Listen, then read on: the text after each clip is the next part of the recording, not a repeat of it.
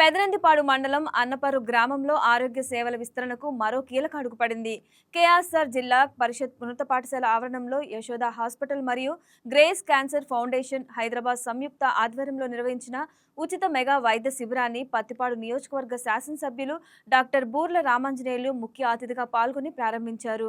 గ్రామ పెద్దల సహకారంతో నిర్వహించిన ఈ కార్యక్రమానికి ప్రజల నుండి విశేష స్పందన లభించింది. ప్రజల ఆరోగ్యమే మహాభాగ్యమని ఎమ్మెల్యే పేర్కొంటూ గ్రామీణ ప్రాంతాల్లో ఇలాంటి వైద్య శిబిరాలు ఎంతో అవసరమని తెలిపారు.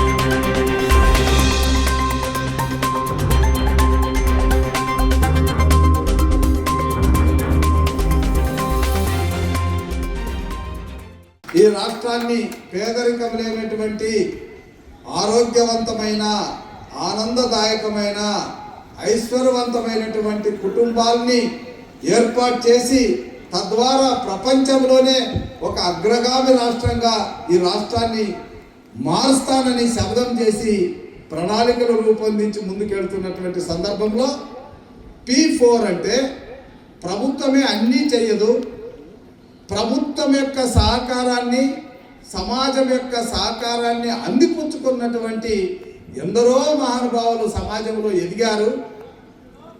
డబ్బున్న వాళ్ళుగా ఎదిగారు, విజ్ఞానవంతులుగా ఎదిగారు, సామాజిక స్పృహతో కొంతమంది ఎదిగారు.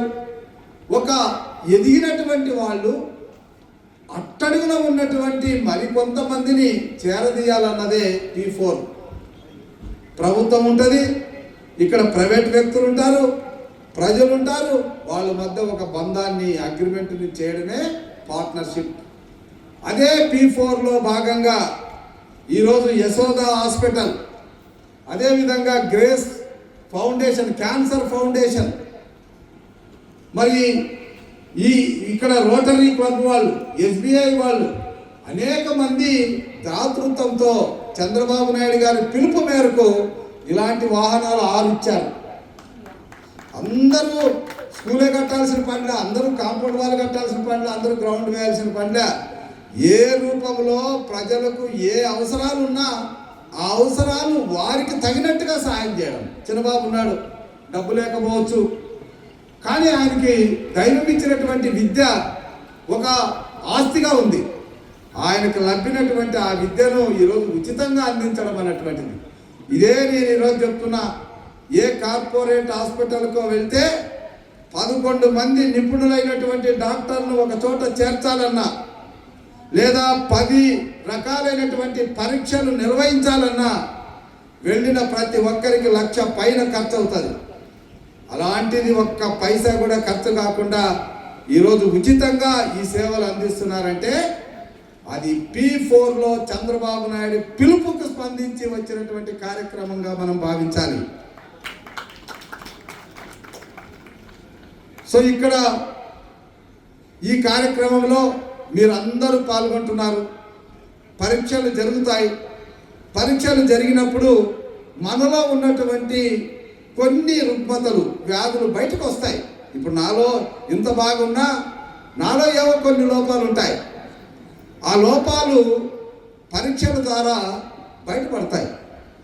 బయటపడినంత మాత్రాన మనం కుంగిపోవాల్సిన పని లేదు.